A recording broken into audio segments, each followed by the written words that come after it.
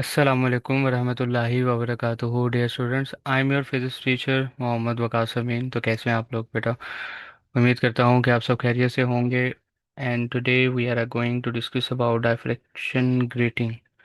अब diffraction gratings क्या होती हैं, तो इसको स्टार्ट करने से पहले क्वेश्चन मैं पूछता हूँ कि आपको क्या लगता है कि हमें कैसे पता चला होगा कि स्टार्स में हाइड्रोजन है, हीलियम है, या डिफरेंट डिफरेंट प्लैनेट्स में हमें एलिमेंट्स की अमाउंट, एलिमेंट्स के बारे में कैसे इंफॉर्मेशन पता चल जाती है? स्टार्स में स्पेशली तौर पे हमें कार्बन वगैरह, हाइड्रोजन, नाइट्रोजन, सोडियम, तो इनकी कैसे इंफॉर्मेशन मिलती है हमें? तो वो हमें मिलती है लाइट के थ्रू। अब डायफ्रैक्शन ग्रेटिंग क्या है? ये एक ऐसा डिवाइस होता है, मतलब कि ये एक ग्लास लैब है, और इसमें जो है ना स्क्रैचेस यानी कि स्लिट्स वगैरह बनाई जाती हैं, बहुत थिन सी। तो जब इसमें से लाइट पास आउट की जाती है तो ये डिफ्रैक्शन की रेटिंग क्या करती है, लाइट की जो वेवलेंथ है, लाइट्स के जो कलर्स हैं उनको सेपरेट कर देती है। मीन्स वाइट कलर के अंदर 7 कलर्स है, तो ये 7 कलर्स को सेपरेट करेगी, वेवलेंथ को अलग अलग कर देती है। अब इसी तरह स्टार से जो लाइट आती है, तो उस लाइट को डिफ्रैक्शन ग्रेटिंग से पास आउट करवाया जाता है, फिर उस वो सारे के सारे कलर जो है ना वो सेपरेट हो जाते हैं, आपको ना एक स्पेक्ट्रम मिल जाता है, लाइट स्पेक्ट्रम। और हर एलिमेंट का लाइट स्पेक्ट्रम जो है या डिफ्रैक्शन ग्रेटिंग स्पेक्ट्रम वो डिफरेंट होता है। जिस तरह ह्यूमंस का सीएनआईसी कार्ड होता है, आप सीएनआईसी से पूरी की पूरी इंफॉर्मेशन निकाल सकते हैं किसी भी पर्सन की, बिल्कुल इसी तरह जो स्पेक्ट्रम होता है, स्पेक्ट्रम हर एलिमेंट का डिफरेंट होता है। यूं समझ लें कि फिंगरप्रिंट्स है, हर एलिमेंट के फिंगरप्रिंट्स को ये जो डिफ्रैक्टिंग स्पेक्ट्रम होता है, ये फिंगरप्रिंट्स है हर एलिमेंट का, हर एलिमेंट का डिफरेंट होता है। तो हम इस स्पेक्ट्रम्स को देख कर, ऑब्जर्व करके हम एलिमेंट्स को आइडेंटिफाई कर सकते हैं। तो यहाँ से इस तरह से हमें जो है ना वो इन्फॉर्मेशन मिलती है कि किस स्टार में कौन कौन से एलिमेंट्स है और कितनी अमाउंट में एलिमेंट है, तो हम डिफ्रैक्शन के थ्रू अंडरस्टैंड करते हैं। तो ये वही बातें लिखी हुई हैं, every element has its own unique fingerprints in the form of a spectral lines. For example sodium है तो वो येलो कलर की स्पेक्ट्रल लाइंस शो करता है। ये येलो कलर में मीन्स ये जो लाइंस होती है ना, एक एक स्ट्रिप है, और स्ट्रिप पे जो है ना वो इस तरह से लाइंस बनना स्टार्ट हो जाती हैं, इसको स्पेक्ट्रल लाइंस कहते हैं। और स्पेक्ट्रम जो है ना वो कंटिन्यूस भी होते हैं, डिस्क्रीट भी होते हैं। तो यहाँ पे हम जो स्पेक्ट्रम स्टडी कर रहे हैं ना, कंसिडर कर रहे हैं, वो डिस्क्रीट भी हो सकते हैं और कंटिन्यूस भी हो सकते हैं। तो बेटा diffraction grating is essentially a tool for a separating a light into its different wavelength. तो डिफ्रैक्शन क्या होती है बेटा? डिफ्रैक्शन तो होती है bending and spreading of waves when they pass through a narrow opening around an obstacle. और diffraction की कंडीशन क्या है? डिफ्रैक्शन की कंडीशन ये होती है कि साइज ऑफ ओपनिंग कंपेरेबल होना चाहिए वेवलेंथ ऑफ लाइट के। अब विजिबल लाइट की जो वेवलेंथ है 10⁻⁻⁷ मीटर होती है, और डेली लाइफ में इतनी छोटी स्लिट हमें हम ऑब्जर्व नहीं कर पाते, तो हमने क्या बनाया, एक डिवाइस बना दिया और छोटी छोटी स्लिट्स बना दी, और स्लिट का साइज जो है ना वो कंपेरेबल टू दिस वैल्यू है। तो जब लाइट पास आउट करेगी तो वो डायफ्रैक्ट होगी। मैं आपको एक सिमुलेशन भी दिखा देता हूँ, जैसे कि यहाँ पर चले मैं वाइट लाइट दिखाता हूँ, ये देखें। तो इस तरह से ये लाइट है, वाइट लाइट जब ये डिफ्रैक्शन ग्रेटिंग से पास आउट की जाएगी तो इस तरह से ये स्प्रेड आउट हो जाएगी। आप देखेंगे red colour, yellow, green, blue, ये सारे कलर जो है ना वो सेपरेट हो गए हैं, डिफरेंट डिफरेंट वेवलेंथ होगी। इसको हम डिटेल के साथ स्टडी करेंगे आज के लेक्चर में। तो अभी कुछ मज़ीद बेसिक टर्म्स हैं उनको हम ज़रा डिस्कस कर लेते हैं। तो how can you define the diffraction grating? तो diffraction grating is a type of glass on which there are a number of a very small parallel equidistant slits और a mechanically ruled, यानी कि खुद से आप क्रिएट करते हैं। Mechanical ruled का मतलब ये है। और space between the scratches will act as a slit. और कितनी स्लिट्स होती है? 400 से लेके 5000 लाइंस होती हैं पर सेंटीमीटर, यानी 1 सेंटीमीटर के अंदर 400 से लेके 5000 तक की स्लिट हो सकती है। और अगर आप बुक को देखना चाहें तो बुक में ये वैल्यू लिखी हुई है। सबसे पहले इस स्पेक्ट्रल लाइन को कैसे क्रिएट किया गया, ये देखिए यहाँ पे लिखा हुआ है जी। इस पैराग्राफ में अगर आप पढ़ेंगे, constructed by Fraunhofer using a fine wires. Gratings can be made by using a diamond point to scratch many equally spaced grow मतलब lines होती हैं on a glass पे lines create कर सकते हैं, metal surface पे कर सकते हैं, और by photographic reduction। अब ये photographic reduction क्या है? ये एक टेक्निक है जिसमें आप lines को reduce कर देते हैं। और अभी मैं आपको दिखाता हूँ, इसको डिटेल के साथ देखते हैं ज़रा। अभी ज़रा लाइन कंप्लीट कर लें। Of a pattern of a black and white strips on a paper for a grating what we have been calling slit are often called ruling और लाइंस। रूलिंग भी कह सकते हैं, लाइंस भी कह सकते हैं। वो जो छोटे छोटे स्क्रैचेस होते हैं वो एक्ट करेंगे एज अ स्लिट के तौर पे।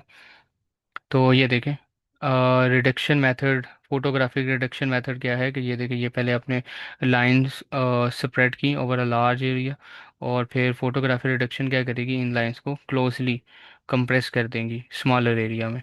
तो इसको photographic reduction is a reducing the size of a pattern image using a photography. तो इस तरह से भी हम लाइंस बना लेते हैं और बाद में फिर स्क्रैच करते हैं हम, एक दफ़ा पैटर्न बना लेते हैं। यहाँ पे एक टर्म यूज़ होती है ग्रेटिंग एलिमेंट। ग्रेटिंग एलिमेंट क्या है? ये है distance between the two adjacent slits, यानी दो स्क्रैचेस के दरमियान में जो डिस्टेंस होगा उसे आप ग्रेटिंग एलिमेंट कहेंगे। It can be found by dividing a total length with the total number of a slits. तो टोटल लेंथ, ये कैपिटल एल जो है टोटल लेंथ है, टोटल लेंथ को डिवाइड करें नंबर ऑफ स्लिट से, तो आपके पास ये जो डी की वैल्यू है ना, ग्रेटिंग एलिमेंट, ये आ जाएगा आपके पास। अब होता क्या है बेटा, when a monochromatic light fall on the grating each slit produce a diffracted wave, these wave overlap and interference occur. Interference होगी, we get a series of a sharp bright spot called a principal maxima. तो हमें sharp bright spot मिलेंगे जिसको हम principal maxima भी कहेंगे। तो if we increase the number of a slit then two changing occur. अगर हम नंबर ऑफ स्लेट्स को ज़्यादा करें तो दो तरह की चेंजिंग हमें मिल सकती हैं। Fringes will be a narrow, fringes will be a become a sharp. एक नैरो भी हो जाएंगी, शार्प भी हो जाएंगी। If we increase the number of a slit up to 1000 times, then the bright fringes will become a more narrow and prominent. Diffraction grating has a large number of a slits। अब ये बातें जो है ना, ये आपकी book में लिखी हुई हैं फर्स्ट पैराग्राफ में। अगर आप यहाँ से पढ़ें कि if increase the number of a slit in an interference experiment give a interference pattern in which the maxima are in the same position but the progressively narrower than the two slits because these maxima are so narrow their angular position। ये वही बातें जो अभी मैंने आपको explain किया कि अगर आप नंबर ऑफ स्लिट्स को ज़्यादा कर देंगे तो फिर जो मैक्सिमा आपको मिलेगा वो शार्प मिलेगा, उसकी इंटेंसिटी भी ज़्यादा होगी और वो नैरो हो जाएगा। ठीक है, इसको हम यहाँ पर पिक्चर है, मैं आपको दिखाता हूँ जो इसका मीनिंग, ये देखें। When the number of slits in a diffraction grating increases, the principal maxima become a more narrow and more intense। तो सबसे पहले तो यहाँ पे देखें n नंबर ऑफ थ्री, यानी थ्री स्लिट्स थी, तो इस तरह का पैटर्न मिला। लेकिन जब आप 20 कर देंगे तो ये जो मैक्सिमा है, एक तो इसकी इंटेंसिटी हाई हो जाएगी। ये देखिए, ये प्रिंसिपल मैक्सिमा है, सेंट्रल मैक्सिमा। तो एक तो इसकी इंटेंसिटी ज़्यादा हो जाएगी और ये इंटेंस भी होंगे और नैरो हो जाएंगे। ये अपनी क्वेश्चन याद रखनी है कि इंटेंसिटी जो है वो नंबर ऑफ स्लिट के डायरेक्टली प्रोपोर्शन है। नंबर ऑफ स्लिट जितने ज़्यादा करते जाएंगे इंटेंसिटी जो है वो ज़्यादा होती जाएगी। और इसकी रीज़न क्या है? कंस्ट्रक्टिव इंटरफेरेंस, कि जब आप नंबर ऑफ स्लिट ज़्यादा करते हैं तो waves arrive in a phase and reinforce each other. When a number of a slit increases, more waves add in the phase, stronger maxima, more intense। Number of slit ज़्यादा करेंगे, ज़्यादा waves बन जाएंगी, और फिर ज़्यादा वेव्स मिलकर एक स्ट्रॉन्ग मैक्सिमा, हाई इंटेंसिटी का स्पॉट जो है वो क्रिएट करेंगी। तो आई होप कि ये पॉइंट जो है ना, ये आपको अच्छे से समझ आ गया। तो अब नेक्स्ट करेंगे हम। नेक्स्ट कुछ यहाँ पे आ जाए बेटा। ये एक डायफ्रेक्शन ग्रेटिंग का एक स्ट्रक्चर ही है, लेकिन आप एज्यूम कर लें कि ये आपको ऐसा लग रहा होगा कि लाइंस नज़र नहीं आ रही आपका, यानी कि प्रैक्टिकली जो है ना वो इस तरह की होती है। स्लैब, ग्लास की स्लैब होती है, मेटल की होती है, उस पर लाइंस रूल की होती हैं। और ये दो स्लैब के दरमियान में ग्रेटिंग एलिमेंट को डिफाइन किया हुआ है। अब ज़रा तवज्जो करें बच्चे। हमने ना इक्वेशन ड्राइव करनी है। इक्वेशन कैसे ड्राइव करनी है? ये स्लिट है और स्लिट में से लाइट जो है ना वो पास आउट होकर डायफ्रैक्ट हो रही है। तो हम इसमें से ना एक पैटर्न कंसिडर कर लेते हैं। ये देखें, ये एक राइट एंगल ट्राइंगल, हम दो वेव्स को कंसिडर करेंगे। ये देखें, first wave and second wave, हमने इन दो वेव्स को कंसिडर किया। तो ऊपर वाली जो वेव है ना उसने इतना एक्स्ट्रा डिस्टेंस कवर किया जिसको हम पाथ डिफरेंस बोलते हैं। और यहाँ पे पाथ डिफरेंस को कैसे रिप्रेजेंट किया हुआ? डेल्टा एल के साथ।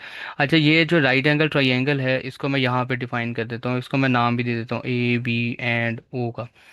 और ये एंगल थीटा बनेगा ओ से ए। ये तो डी था ना, दो स्लेट्स के दरमियान में डिस्टेंस डी है। और थीटा के सामने वाला क्या बनेगा? परपेंडिकुलर। और आपने ये डेल्टा एल ही तो फाइंड आउट करना है, तो परपेंडिकुलर फाइंड आउट करने के लिए आप साइन थीटा की रेशो यूज़ करेंगे। Perpendicular hypotenuse, perpendicular delta L और हाइपोटेन्यूज डी, डी दूसरी साइड पे चला जाएगा। तो delta L D sine theta. अब पावर डिफरेंस एन लेमडा के इक्वल होता है कंस्ट्रक्टिव इंटरफेरेंस के केस में। तो एन लेमडा लगा देंगे तो आपके पास ये ग्रेटिंग इक्वेशन है। इसको आप क्या कहेंगे? Grating equation. ये याद रखनी है, d sine theta is equal to n lambda. और एन की value 0 plus minus one plus minus two plus minus three ये बन सकती हैं। अब अगर पावर डिफरेंस ज़ीरो हुआ तो सेंट्रल पॉइंट जो है ना, वो सेंटर वाला जो पॉइंट है वो ब्राइट बनेगा और इसको आप जीरो ऑर्डर इमेज कहेंगे। क्या कहेंगे जी? Zero order image, central maxima. और अगर इसी तरह पावर डिफरेंस जो है वो वन कंप्लीट वेवलेंथ का हो दो वेव्स के दरमियान में, तो जो इमेज बनेगी वो फर्स्ट ऑर्डर इमेज होगी। प्लस वेवलेंथ वाली और माइनस वेवलेंथ वाली, तो ये फर्स्ट ऑर्डर इमेज है। इसी तरह सेकंड ऑर्डर इमेज बनेगी अगर पावर डिफरेंस टू वेव्स हो, कंप्लीट टू वेव्स हो। तो यहाँ पे देखें, n is equal to zero, ये ज़ीरो ऑर्डर है, theta zero. N is equal to one, first order है, colourless spread. N is equal to two, second order, colour more spread. जैसे जैसे ऑर्डर इंक्रीज होता जाएगा कलर ज़्यादा spread होते जाएंगे। इसको सिमुलेशन से ज़रा अंडरस्टैंड कर लें कि यहाँ पे आपको, चलें हम मोनोक्रोमेटिक लाइट ज़रा देख लेते हैं। ये देखें, पिक्चर अगर आपको क्लियरली नज़र आ रही है, m is equal to zero, first order देखें कितना थिन है। और m is equal to one पे फर्स्ट ऑर्डर पे जाएंगे तो थिकनेस जो है ना वो ज़्यादा हो जाएगी। और फिर इसी तरह सेकंड ऑर्डर पे जा रहे हैं और फिर थर्ड ऑर्डर पे जा रहे हैं तो थिकनेस जो है वो ज़्यादा होती जा रही है। तो यही पॉइंट जो है ना, यानी कि ज़्यादा होने का मतलब है कि स्प्रेड हो रही हैं, ज़्यादा कलर स्प्रेड हो रहे हैं। और इस तरह का पैटर्न जो है ना, ये देखें, ये m is equal to zero, zero order ज़्यादा ब्राइट होगा और जैसे जैसे फिर हम अवे जाते जाएंगे जो शार्पनेस है वो कम होती जाएगी। ये फर्स्ट ऑर्डर है, ये सेकंड ऑर्डर ज़्यादा थिन है। तो जैसे जैसे दूर जाते जाएंगे वैसे वैसे ब्राइटनेस या इंटेंसिटी जो है वो रिड्यूस होती जाएगी। तो आई होप कि ये बातें आपको समझ आ रही हैं। ये देखें, यहाँ पर भी अगर आप इन ग्राफ को ऑब्जर्व करें, ये देखें यहाँ पे सेंट्रल वाला ज़्यादा हाई इंटेंस है, फिर लो, और फिर और ज़्यादा लो हो जाएगा। जैसे जैसे दूर जाते जाएंगे इंटेंसिटी जो है ना वो रिड्यूस होती जाएगी। अब diffraction of a white light through a grating. जब हम वाइट लाइट की बात करते हैं तो वाइट लाइट के अंदर तो सारे के सारे कलर्स होते हैं। और जब सारे कलर्स होंगे तो फिर आपने देखना है कि किस कलर की वेवलेंथ सबसे ज़्यादा है। जिसकी वेवलेंथ सबसे ज़्यादा होगी फ्रिंज स्पेसिंग भी उतनी ज़्यादा होगी। मीन्स के वो ज़्यादा कलर, वो ज़्यादा स्प्रेड होगा। ठीक है, और मीन्स के वेवलेंथ किसकी ज़्यादा है? रेड कलर की ज़्यादा है ना, तो रेड कलर ज़्यादा स्प्रेड होगा। और ब्लू कलर की वेवलेंथ कम है तो ब्लू कलर कम स्प्रेड होगी। तो इसको हम यहाँ पे सिमुलेशन में ज़रा ऑब्जर्व करते हैं कि अगर हम ये वाइट लाइट कंसिडर करें तो आप देख रहे हैं कि जो रेड कलर है वो सबसे ज़्यादा स्प्रेड हो रहा है। सेंटर वाला जो पॉइंट है ना वो वाइट है क्योंकि यहाँ पे मैक्सिमा बनेगा। यहाँ पे कंस्ट्रक्टिव इंटरफेरेंस होगी, सारे कलर्स मिलेंगे और कंस्ट्रक्टिव इंटरफेरेंस होगी तो यहाँ पे आपको bright spot mean white colour मिलेगा। और फिर जैसे ही फर्स्ट ऑर्डर पे जाएंगे तो फर्स्ट ऑर्डर में देखें रेड कलर ज़्यादा स्प्रेड होगा as compare to blue colour. और फिर सेकंड ऑर्डर पे जाएंगे तो सेकंड ऑर्डर में भी ब्लू कलर सबसे ज़्यादा स्प्रेड होगा, and so on.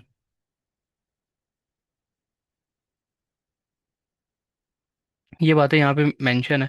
Starting maxima are very sharp, but ending maxima spread out because the distance between the slit and for maxima is large. फिर as we know white color have a all seven colors, blue color has a small wavelength, hence fringe space will be a small, red color has a large wavelength, hence fringe spacing will be a large. But all colors show constructive at a center and its spectrum at the center is a white, and above and below the white color we see the rainbow color. Red color is at the outer edge, bluish color is at the lower edge. Blue जो है वो सबसे lower as पे होगा और जो red है वो आउटर एज पे होगा. And when white light incident on the grating then it divide it into components. इस तरह के कंपोनेंट्स बन जाएंगे ना, ये देखेंगे आपको. ये ग्रेटिंग स्पेक्ट्रम होगा.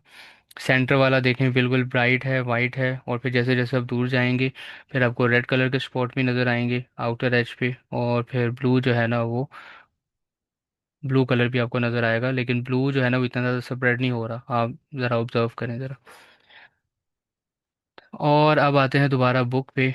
बुक पे एक लाइन है बेटा, वो ज़रा मैं आपको बता देता हूँ ताकि आप कंफ्यूज ना हो. यहाँ पे एक लाइन लिखी हुई है, ये कंडीशन आपने याद रखनी है. कंडीशन ये है कि that is the pattern is a formed on the screen that is far enough away that all rays emerging from the grating and going to a particular point on the screen can be considered to be a parallel. Means कि जब grating element से या diffraction grating से light spread out होंगी और screen पे जाके hit करेंगी, स्क्रीन पे स्पॉट बनाएगी, तो स्क्रीन बहुत ज़्यादा दूर होनी चाहिए. इतनी ज़्यादा दूर होनी चाहिए कि जो लाइंस हैं वो पैरेलल हो जाए. क्योंकि नॉर्मली पैरेलल होंगी नहीं ना, आप यहाँ पे देखें कि ये पैरेलल लाइंस नहीं है, ये इस तरह से स्प्रेड आउट हो रहे हैं, ये ग्रेटर एंगल पे स्प्रेड हो रहे हैं. ये ऐसा ही है कि अगर एक ऑब्जेक्ट आपके करीब होगा तो आई का जो एंगल बनेगा वो ग्रेटर बनेगा. लाइक ये ऑब्जेक्ट है, यहाँ पे आई है, तो ये देखें ये ग्रेटर एंगल बन रहा है. लेकिन अगर यही ऑब्जेक्ट दूर पड़ा हो और आपकी आई ये है, तो आपका जो एंगल बनेगा ना वो छोटा बनेगा, स्मॉल बनेगा. तो बिल्कुल इसी तरह से आपने पैरेलल लाइंस बनानी है. ये कंडीशन है ये डिफ्रैक्शन की रेटिंग की. तो स्क्रीन को आप इतना ज़्यादा दूर लेके जाएंगे कि लाइन जो है ना वो तकरीबन तकरीबन क्या हो जाए, एक पैरेलल हो जानी चाहिए. इसके बाद अगर आप इस पैराग्राफ को रिवाइज दोबारा से पढ़ें तो यहाँ पे ये जो पैराग्राफ है ना इसमें यही बातें लिखी हुई हैं, फर्स्ट ऑर्डर सेकंड ऑर्डर. ठीक है, और आप वेवलेंथ फाइंड आउट कर सकते हैं डिफरेंट डिफरेंट लाइट्स की. यहाँ पे लिखा हुआ है the angle of which wavelength is determined by for a given value of n. तो बाय यूजिंग दिस इक्वेशन आप जो है वो थीटा फाइंड आउट कर सकते हैं.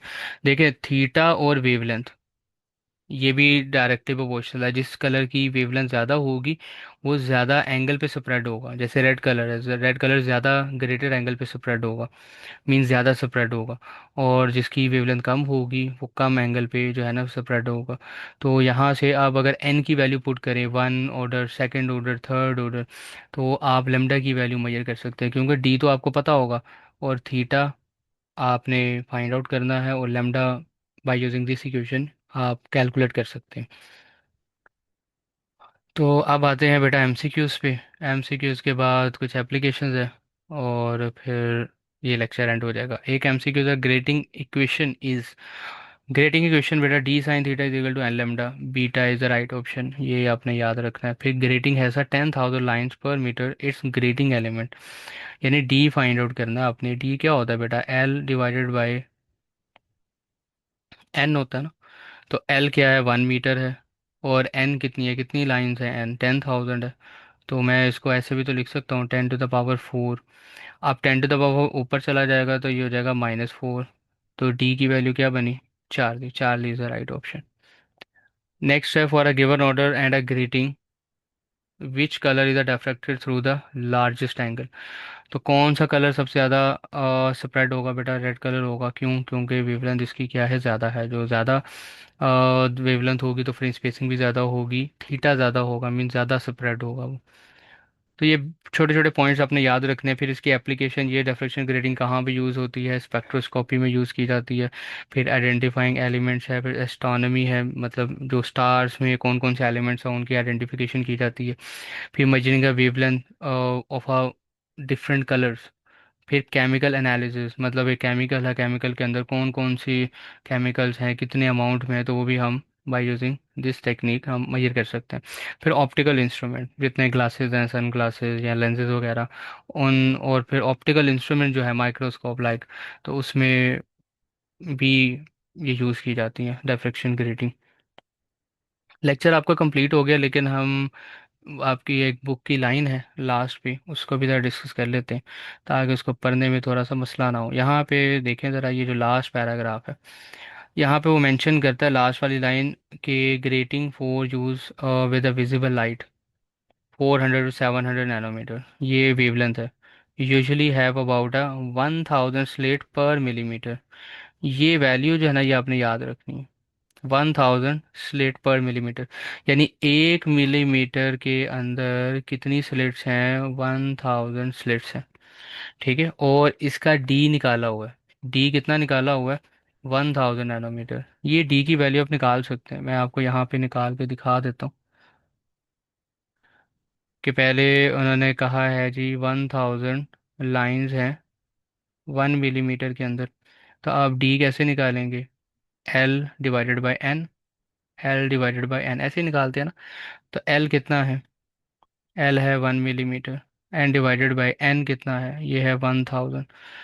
अब आपने नैनोमीटर में लेके जाना है इसको, क्योंकि लास्ट पे जो रिजल्ट लिखा था वो नैनोमीटर में लिखा था, तो आपको पता होना चाहिए 1 मिलीमीटर में कितने नैनोमीटर होते हैं। तो बेटा 1 नैनोमीटर किसके इक्वल होता है, 10⁻⁻⁹ के होता है। तो आप इसको ज़रा अलग अलग कर लें, -3 को अलग कर लें और -6 को अलग कर लें। अब ये 10⁻⁻3 किसके इक्वल है, ये 1 मिलीमीटर के इक्वल है, और ये 10⁻⁻6 हो जाएगा। अब 10⁻⁻6 जो है ये दूसरी साइड पे ले जाएं, नैनोमीटर के साथ ले जाएं। ये देखिए यहाँ पे 1 नैनोमीटर था, 10⁻⁻6 दूसरी साइड पे जाएगा तो ये डिवाइड हो जाएगा, 1 nanometre divided by 10⁻⁻6 is equal to 1 millimetre. तो 10⁻⁻6 ऊपर गया, तो 1 millimetre is equal to 10⁻6 nanometre. ये आपने कन्वर्जन कर ली। अब आप वो जो फार्मूला था, d is equal to 1 millimetre divided by 1000 था ना, तो 1 मिलीमीटर की जगह आप क्या पुट करें, 10⁻6 नैनोमीटर डिवाइडेड बाय 1000। तो अब आपने जो है वो इसको सॉल्व करना है। कैसे करेंगे, डी इज इक्वल टू 10⁻6, और इसको आप कैसे लिख सकते हैं, 10⁻3 लिखेंगे ना, ये 10⁻3, 3 ऊपर चला जाएगा, ये हो जाएगा -3, और साथ में नैनोमीटर। तो डी इज इक्वल टू 10⁻6 - 3 कितना होगा, 3 हो जाएगा, ये नैनोमीटर। तो डी की वैल्यू कितनी आ गई, डी की वैल्यू आ गई 1000 नैनोमीटर, मीन्स के 1 नैनोमीटर में 1000 लाइन्स। तो अब ज़रा बुक में देखते हैं क्या यही वैल्यू लिखी हुई है, ये देखें। So d is order of 1000 nanometre, 1000, ये ऑर्डर होगा। तो आई होप कि ये लेक्चर आपको अच्छे से समझ आ गया बेटा, और मज़ीद कोई क्वेश्चन हो तो आप मुझसे कमेंट बॉक्स में पूछ सकते हैं। मुझे दें इजाज़त, आपसे मुलाकात होगी अब नेक्स्ट लेक्चर में, तब तक के लिए अल्लाह हाफिज़।